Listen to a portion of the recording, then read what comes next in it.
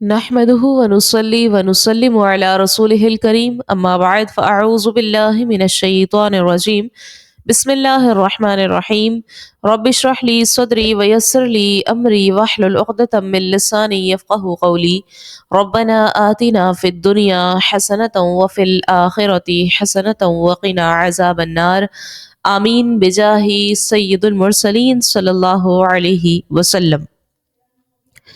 سورہ ہود کی تفسیر جاری ہے۔ رکو نمبر 2 کی پہلی آیت مبارکہ آیت نمبر 9 میں اللہ رب العزت نے ارشاد فرمایا، اور اگر ہم انسان کو اپنی طرف سے رحمت کی لذت چکھائیں اور پھر اس رحمت کو واپس لے لیں تو یقیناً یہ نا امید اور نا شکرہ ہوگا۔ آیت نمبر 10 اور 11 میں فرماتا ہے، اور اگر ہم اسے مصیبت پہنچنے کے بعد آرام و سکون کا ذائقہ چکھائیں تو وہ ضرور کہے گا میری ساری مصیبتیں دور ہو گئی، بے شک وہ اترانے والا اور شیخی مارنے والا ہے ما سوا ان لوگوں کے جنہوں نے صبر کیا اور کام اچھے کیے، انہی کے لیے مغفرت ہے اور بڑا اجر ہے۔ اس آیت کریمہ میں کفار کی کمزوری کا ذکر فرمایا جا رہا ہے کہ وہ کسی ایک حالت پر قائم نہیں رہتے، کبھی فخریہ کرتے ہیں، کبھی مایوسی کا شکار ہو جاتے ہیں اور بددلی سے ان کے چہرے پر پریشان دکھائی دیتے ہیں۔ ارشاد ہوتا ہے کہ اگر ہم کفار کو رحمت کا مزہ چکھائیں اور پھر وہ انعامات ان سے چھین لیں تو مایوسی کا شکار ہو جاتے ہیں۔ کافر عیش و عشرت کو اپنے کسب کمال ہمت پر محمول کرتا ہے اور تکلیف کو زمانے کی گردش کی طرف پھیر دیتا ہے، پچھلے عیش و آرام کو بھول جاتا ہے، مگر مومن کی شان اس سے مختلف ہے۔ وہ نہ تو ماضی بھولتا ہے نہ وہ مستقبل سے بے خبر ہوتا ہے۔ مومن کی یہ حالت اس لیے ہے کہ اسے رسول اکرم صلی اللہ علیہ وسلم سے نسبت ہے، رغبت ہے، اور آپ کی تعلیم ایسی ہے کہ ہر مرحلے پر اسے سکون سے نوازے رکھتی ہے۔ مومن یہ مایوس کیوں نہیں ہوتا؟ اس لیے کہ وہ جانتا ہے کہ اللہ رحمان و رحیم ہے، وہ ستار ہے، وہ غفار ہے۔ اسلام ہی وہ دین ہے جس نے بتایا کہ صبر میں بھی رب کے انعام ہے، شکر میں بھی کافر کی حالت کو اس طرح فرمایا گیا کہ اگر ہم اسے مشکلات کے بعد انعام سے نواز دیں تو کہتا ہے برائیاں مصیبتیں ختم ہو گئیں، اور وہ اس پر غرور کرتا ہے، اتراتا ہے۔ وہ اس کرم کو ہماری طرف سے نہیں سمجھتا کہ ہم نے اسے آرام بخشا۔ اس کا تکبر اور غرور سے اترانا یہ ایسا عمل ہے جو عذاب کو دعوت دیتا ہے۔ آیت کریمہ کے آخری حصے میں صابرین اور اچھے اعمال کرنے والوں کا ذکر فرمایا گیا ہے، جو مشکلات میں صبر کرتے ہیں، آرام میں شکر کرتے ہیں، ان لوگوں کی یہ اعمال صالح ہیں، اور انہیں اعمال صالح کی برکت سے اللہ رب العزت کے فضل سے ان کی معافی ہوگی اور وہ عظیم اجر سے نوازے جائیں گے۔ آیت مبارکہ سے واضح ہو رہا ہے کہ اللہ تبارک و تعالی ناشکرے، بے صبرے، متکبر، مغرور انسان کو پسند نہیں کرتا۔ آیت مقدس سے یہ واضح ہو رہا ہے کافر کو مال و دولت حق سے دور کر دیتا ہے، خدا و رسول کا باغی بنا دیتا ہے، مگر مومن کو مال و دولت اللہ کے قریب کرتا ہے۔ مال چیز تو ایک ہی ہے، مگر مومن کے لیے مفید اور کافر کے لیے نقصان دہ ہے۔ کافر مصیبت میں مایوس ہوتا ہے اور راحت میں ناشکری کرتا ہے، جبکہ مومن مصیبت میں وہ صبر کرتا ہے، راحت میں شکر کرتا ہے۔ مومن کے لیے مصیبت اور راحت دونوں خیر بن جاتی ہے۔ ام المومنین سیدہ عائشہ صدیقہ رضی اللہ عنہا فرماتی ہے کہ نبی کریم صلی اللہ علیہ وسلم نے فرمایا، مومن کو کانٹا چبھتا ہے تو اللہ رب العزت اس کے سبب اس کا ایک درجہ بلند کر دیتا ہے اور اس کا ایک گناہ مٹا دیتا ہے۔ اور حضور نے فرمایا مومن کو جو بھی تکلیف پہنچتی ہے، تھکاوٹ یا بیماری، غم ہو یا فکر، اللہ رب العزت اس کی وجہ سے اس کے گناہ معاف فرما دیتا ہے۔ اور ایک حدیث میں فرمایا مصیبت کا اجر بھی بڑا ہوتا ہے۔ اللہ تعالیٰ جب کسی قوم سے محبت کرتا ہے تو اسے کسی مصیبت میں مبتلا کر دیتا ہے، جو اس سے راضی ہو تو اللہ اس سے راضی ہوتا ہے، اور جو مصیبت سے ناراض ہو تو اللہ رب العزت اس سے ناراض ہو جاتا ہے۔ تو ہمیں مصیبت میں صبر کرنے والیاں بننا ہے، نہ کہ مصیبت میں ڈھنڈورا پیٹنے والیاں، تاکہ اللہ رب العزت ہم سب سے راضی ہو جائے۔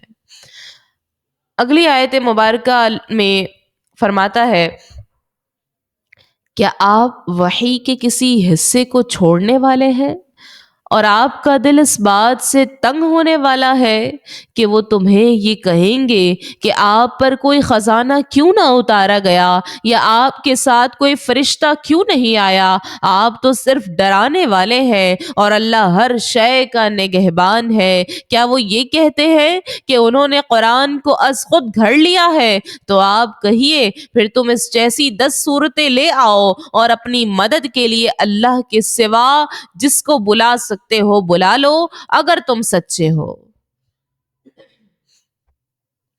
اس آیت کریمہ میں کفار کی بہانہ بازیاں، تکبر اور غرور کا ذکر فرمایا جا رہا ہے کہ وہ طرح طرح کے اعتراضات کرتے ہیں، اگر تم نبی ہو تو ایسا کیوں نہ ہوا، یہ کیوں نہ ہوا۔ آیت کریمہ کے اترنے کا سبب یہ بنا کہ عبداللہ بن امیہ مخزومی حضور سے کہتا تھا کہ اگر آپ سچے رسول ہیں تو آپ کا خدا ہر شے پر قادر ہے، تو آپ کو خزانے کیوں نہیں دیا، آپ کو خزانے کیوں نہیں دیتا، اور آپ کے ساتھ فرشتے کیوں نہیں آتے جو آپ کی نبوت کی گواہی دے؟ اگر کوئی نہ مانے تو فرشتے سزا دے، ایک دو مرتبہ ایسا ہو گیا تو لوگ آپ کو ماننا شروع کر دیں گے۔ تو یہ آیت کریمہ نازل ہوئی۔ آیت مبارکہ میں نبی کریم صلی اللہ علیہ وسلم سے خطاب کیا گیا ہے کہ محبوب، شاید تم وحی الہی کے وہ حصے چھوڑ دو گے جن میں بتوں کی مخالفت ہے۔ کفار نے کہا تھا ہمیں وہ آیات سنائیں جن میں بتوں کی برائی نہ ہو۔ کسی نے کہا یہ قرآن ہمیں منظور نہیں، کوئی دوسرا قرآن لاؤ۔ کفار نے مشورہ کیا کہ حضور کو اتنا مجبور کر دو کہ وہ ہمارے ایمان کے لالچ میں بتوں کی مخالفت والی آیتیں چھوڑ دیں۔ کفار کے اس قسم کے بیہودہ نظریات سے نبی کریم صلی اللہ علیہ وسلم آپ پریشان رہتے تھے۔ اللہ تعالیٰ نے کفار کو سنانے کے لیے فرمایا، لعلک تارکن، کافر سمجھے بیٹھے ہیں شاید آپ دین کی تبلیغ چھوڑ دیں گے، حالانکہ ایسا ہونا ناممکن ہے۔ یہ لفظ لعل کفار کی ترجی کے لیے آ رہا ہے، ورنہ نبی کریم صلی اللہ علیہ وسلم بتوں کی برائی کس طرح چھوڑ سکتے ہیں؟ محبوب، آپ ان بیہودہ اعتراضات سے دل تنگ نہ ہو۔ ان کی لچر باتوں سے حضور کو تکلیف ہوتی۔ ان کا یہ کہنا آپ پر خزانہ کیوں نہیں اترتا، آپ کی حمایت اور گواہی کے لیے فرشتے کیوں نہیں اترتے، ان کا یہ کہنا کہ یہ قرآن تو ان کا اپنا بنایا ہوا ہے، کوئی دوسرا لائیں۔ محبوب کریم، آپ انہیں فرما دیں اگر یہ کلام انسان کا بنایا ہوا ہے تو تم اس کی مثل 10 صورتیں لے آؤ اور اللہ کے علاوہ جسے چاہو مدد کے لیے بلا لو، جتنی طاقت رکھتے ہو خرچ کر لو۔ کفار کو یہ کھلا اور واضح چیلنج کر دیا گیا ہے، ہمت ہے تو بنا لاؤ۔ اور یہ آیت کریمہ مکہ مکرمہ میں نازل ہوئی، جہاں علم کے مدعی لوگ رہتے تھے، مگر کیا مجال کے جواب دے سکے۔ دوسری جگہ یہ ارشاد فرمایا گیا، 10 صورتیں تو بڑی شے ہے، تم ایک صورت بھی اس جیسی نہیں لا سکتے۔ ایک اور مقام پر اس سے بھی بڑا اعلان فرمایا گیا، اگر تم جن انسان ساری کائنات اکٹھی ہو جائے تو بھی جواب نہیں لا سکتے۔ دنیا شاہد ہے، کفار نے کسی مرحلے پر بھی جواب دینے کی ہمت نہیں کی اور نہ ہی تھی ان میں۔ اور آیت مبارکہ میں لعل کا لفظ ارشاد ہے، جس کا معنی یہ ہے کہ محبوب، ان کی باتوں سے آپ کا دل تنگ ہوتا ہے، لیکن اس وجہ سے وحی کی تبلیغ میں کمی نہ کریں۔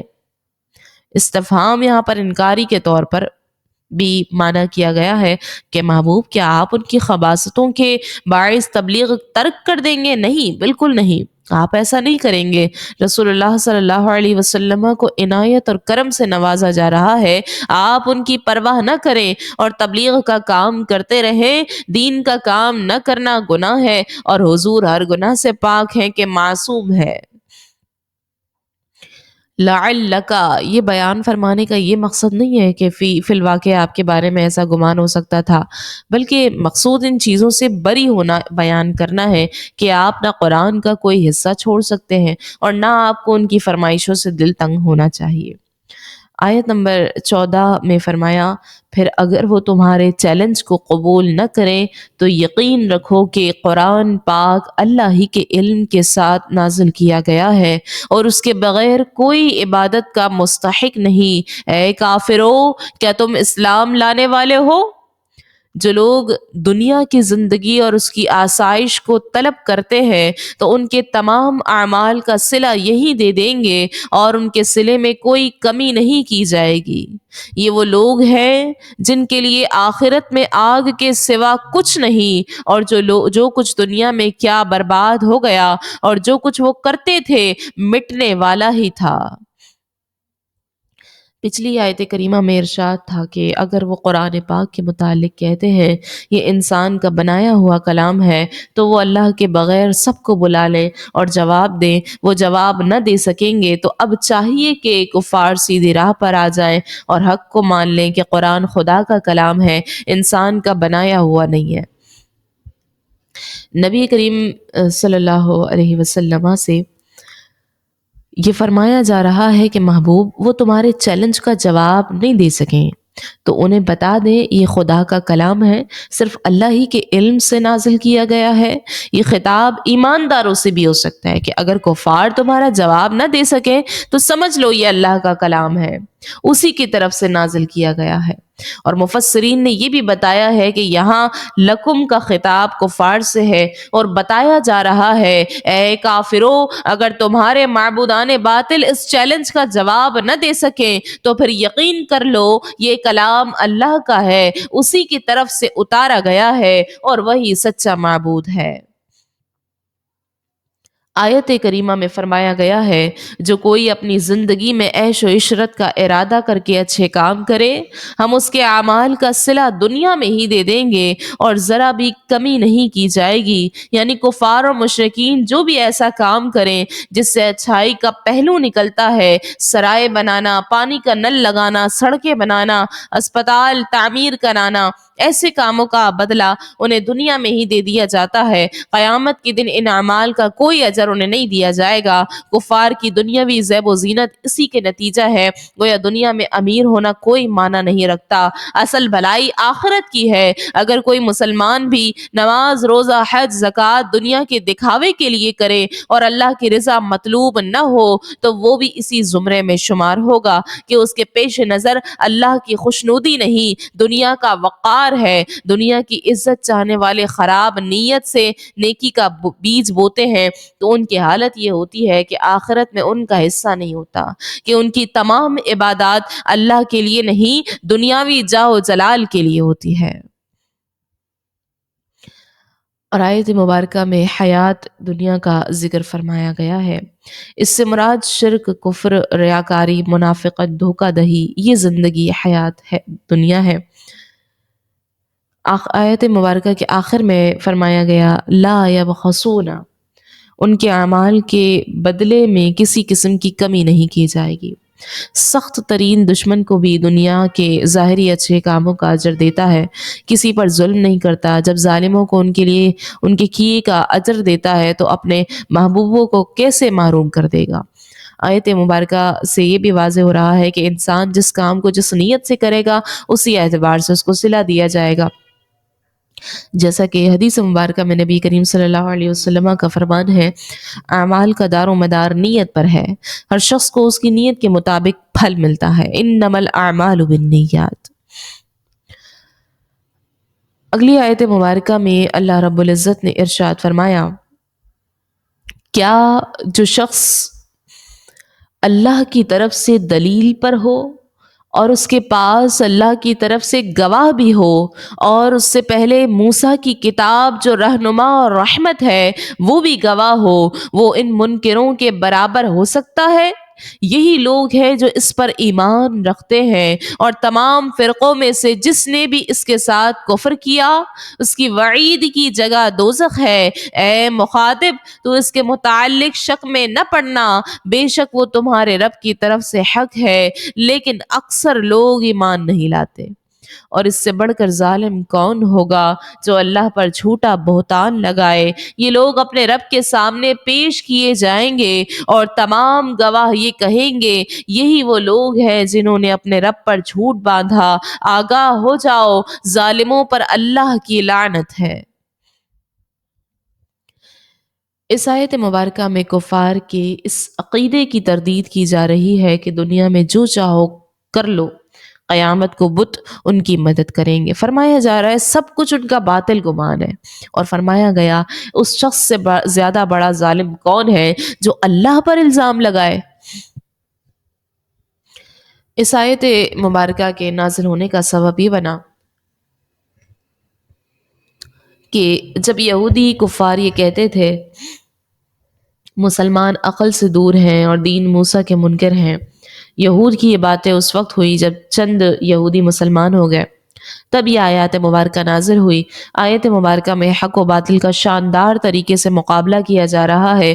ایک طبقہ وہ ہے جو دنیا کا دیوانہ ہے اور ہر شے کو حرص کی نگاہ سے دیکھتا ہے۔ اگر اس گروہ پر لعنت نیت کا غلبہ ہے، اس گروہ کو لالچ اور عیش و عشرت نے اندھا کر دیا ہے، اور دوسرا گروہ وہ ہے جسے دنیا میں قدرت کی طرف سے انوار و تجلیات ہی دکھائی دیتے ہیں، اسے ہر طرف قدرت کے جلوے دکھائی دیتے ہیں، اور ہر شے میں اسے دلیل ملتی ہے کہ اللہ وحدہ لا شریک ہے، اور پھر اس گروہ کے پاس اپنی حقانیت کے دلائل اور گواہ بھی موجود ہیں، یہ اس کے ساتھی ہوں یا پہلے انبیاء علیہ السلام کی امتوں میں سے اس کے امتی بن کر گواہی دے رہے ہوں، یا انجیل و زبور ہوں جن کا ایک ایک لفظ ان کی صداقت کی گواہی دے رہا ہے، اور پھر موسیٰ علیہ السلام پر اتاری گئی کتاب اس کی تائید کر رہی ہو، بھلا ایسا شخص اللہ پر ایمان لانے سے کب دور ہو سکتا ہے؟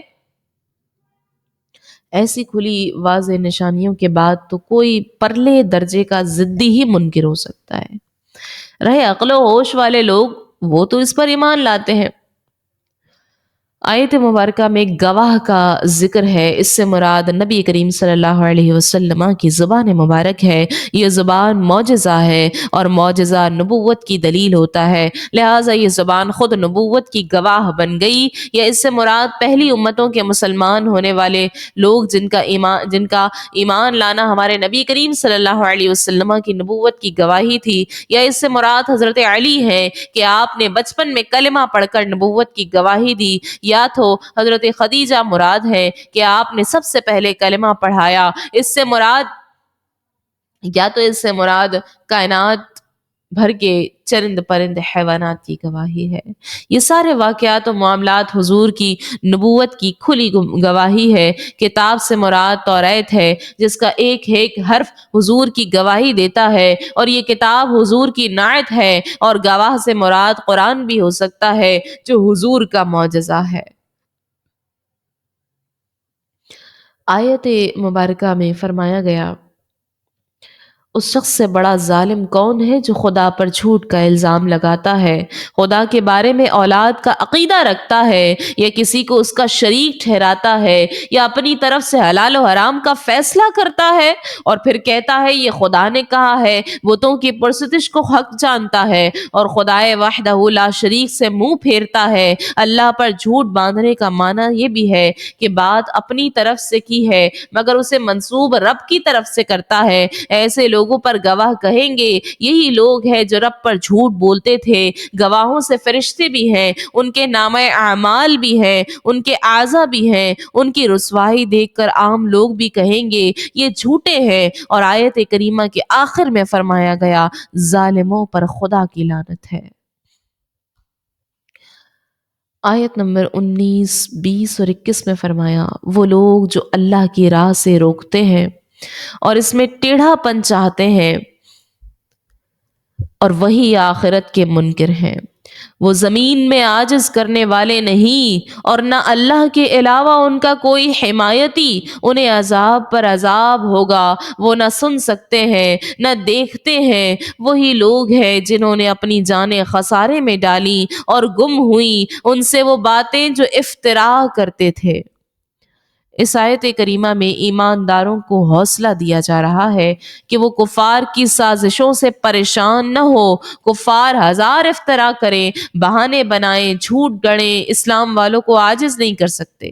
کفار کی ایک اور سازش کو بیان فرمایا کہ وہ لوگوں کو اللہ کی راہ دین اسلام سے روکتے ہیں، حضور کی اطاعت سے دور رکھنے کی کوشش کرتے ہیں کہ لوگ نبی رحمت کے دامن میں نہ آئیں، اور کہتے ہیں اسلام تو ٹیڑھا رستہ ہے۔ ان کی یہ باتیں نادانی یا کم علمی کی نہیں بلکہ قصداً بغاوت ہے، سرکشی ہے، ان کی یہ شرارت ہے، اجنبی لوگوں کے سامنے اسلام کا غلط نقشہ پیش کر کے انہیں گمراہ کرنے کی کوشش کرتے ہیں۔ فرمایا جا رہا ہے کفار اپنی طاقت، دھون، سرکشی اور سختی کے باوجود اللہ کو عذاب دینے سے روک نہیں سکتے کہ یہ لوگ عذاب کے فرشتوں کا مقابلہ کریں اور فرشتے ان سے ڈر کر بھاگ جائیں۔ خدا پناہ ایسی صورت نہیں ہوگی۔ اس ارشاد میں کہ وہ اللہ کو عاجز نہیں کر سکتے، ان کی کمزوری کا اظہار فرمایا جا رہا ہے۔ ان پر جب عذاب آیا تو ایک لمحے بھر بھی آگے پیچھے نہ ہوگا اور یہ رسوا ہوں گے۔ فرمایا گیا جب زمین پر عذاب سے نہیں بچ سکتے تو قیامت کے دن جہنم کے عذاب سے کیسے بچ جائیں گے؟ دنیا میں تو کچھ نہ کچھ ان کے پاس ہے، قیامت کو تو کچھ بھی نہیں ہوگا۔ روئے زمین پر عاجز نہیں کر سکنے کا معنی یہ بھی ہے کہ پورے زمین کے کفار مل کر بھی نقصان نہیں پہنچا سکتے۔ ایک معنی یہ بھی ہے کہ اپنے دائرہ اختیار کی حکومت بھی کچھ نہیں بگاڑ سکے گی، فرشتوں کو عاجز نہیں کر سکے گی۔ انہیں دوہرا عذاب ہوگا، ایک تو اس لیے کہ خود گمراہ تھے، دوسرا عذاب اس لیے کہ وہ لوگوں کو گمراہ کرتے تھے۔ ایسے ہی اس شخص کو دوہری جزا ملتی ہے جو خود اچھے کام کرتا ہے اور لوگوں کو اچھے کاموں کی ترغیب بھی دیتا ہے۔ آیت کریمہ میں کفار کی کئی خباثتوں کا ذکر فرمایا گیا۔ خود گمراہ ہے، اللہ کے حضور ذلیل ہوں گے۔ ان کی گمراہیوں میں ایک یہ بھی ہے کہ دین اسلام سے روکتے ہیں، اسلام کے قواعد و ضوابط میں شبہ ڈالتے ہیں، انہیں کوئی عذاب نہ سے نہیں بچا سکے گا۔ کفار حق بات سننے کی ہمت ہی نہیں رکھتے۔ کفار کے ان جرائم اور گناہوں کی بنا پر ان کی یہ حالت ہوئی، انہوں نے اپنے آپ کو نقصان میں ڈالا۔ ان کا وجود تو نظر آ رہا ہے مگر فائدے کی باتیں ختم ہو گئی ہیں۔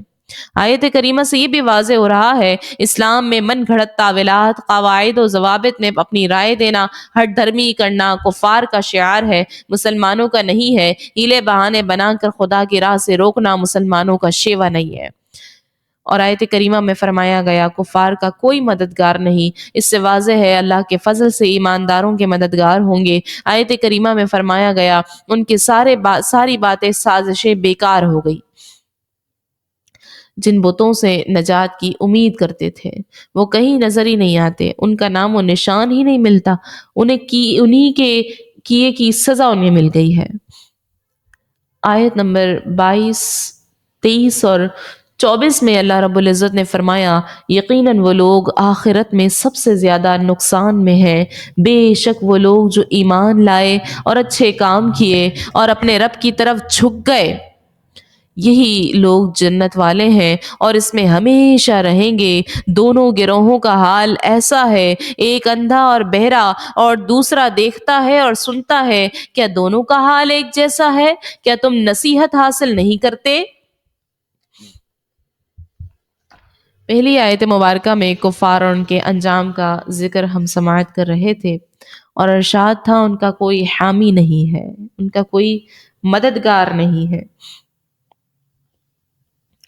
اور اس آیت کریمہ میں ایمانداروں کا ذکر اور ان کا انجام، جو ان کا اچھا انجام ذکر فرمایا جا رہا ہے۔ لا جرم فرما کر بتایا جا رہا ہے کہ کفار قیامت کو نقصان والے ہیں، کہ دنیا میں ان لوگوں نے اعمال صالح کی فصل کی بوائی کی ہی نہیں، قیامت کو کٹائی کسی شے کی کریں گے، کس شے کی کریں گے؟ نبی کریم صلی اللہ علیہ وسلم کا ارشاد گرامی ہے الدنیا مزرعۃ الآخرہ، دنیا آخرت کی کھیتی ہے، اور اچھا زمیندار تو بوائی کرتا ہے، پانی لگاتا ہے، رکھوالی کرتا ہے، اپنی کھیتی کو جانور سے بچاتا ہے۔ کفار و مشرکین نے اس سلسلے میں کوئی کام ہی نہیں کیا، اس لیے قیامت کو یقیناً نقصان والے ہوں گے اور سب سے زیادہ ہوں گے جو لوگ اللہ پر ایمان لائے، احکام الہی کو اپنایا، شریعت پر عمل کیا، حرام اور برائیوں سے بچے رہے اور اپنے کو خدا کے حضور جھکا دیا، یہ لوگ جنتی ہیں اور اس میں ہمیشہ ہمیشہ یہ لوگ رہیں گے۔ صرف جنت میں رہیں گے ہی نہیں بلکہ جنت کے مالک بھی ہوں گے، یہ انعام یافتہ لوگ ہوں گے۔ یہ انعام کے اعمال کا نتیجہ ہے، ہمارا فضل یہ ہے، یہ اس لیے ہے کہ انہوں نے ہمارے سامنے سر جھکا دیا، آیتوں کو مانا، ان کی زندگی کی ہر حرکت ہماری رضا کے لیے تھی۔ جیسے ہم دشمن کو عذاب دیتے ہیں، دوست کو جزا سے بھی نوازتے ہیں، کیا دوست دشمن برابر ہو سکتے ہیں؟ نہیں۔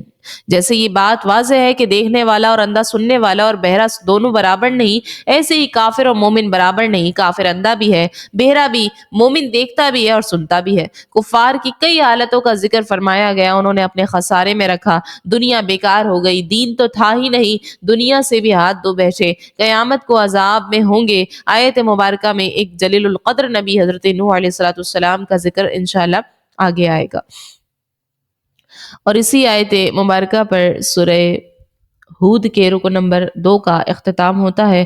اللہ رب العزت سے دعا کرتے ہیں اللہ کریم ہم سب کو، ہمیں اپنے بندوں تک حق کی دعوت پہنچانے کی توفیق عطا فرمائے، ہماری دعوت کو ان کے دلوں میں اثر پذیر بنائے۔ الہ العالمین ہمیں نیکی کی خوب دعوت دینے والیاں بنائے، گمراہ قوموں کے انجام سے ہمیں نصیحت کرنے والیاں، اور ہمیں اپنی رحمت کے سائے میں رکھے، ہمیں اپنی رضا کے مطابق زندگی گزارنے والا بنائے اور دنیا اور آخرت کی بھلائیاں نصیب فرمائے، ہماری خطاؤں کو معاف فرمائے اور ہمیں اپنی رحمت سے وہ مقام عطا فرمائے جو تیرے نیک بندوں کو نصیب ہوتا ہے۔ آمین بجاہ سید المرسلین صلی اللہ علیہ وسلم، وما علینا الا البلاغ المبین۔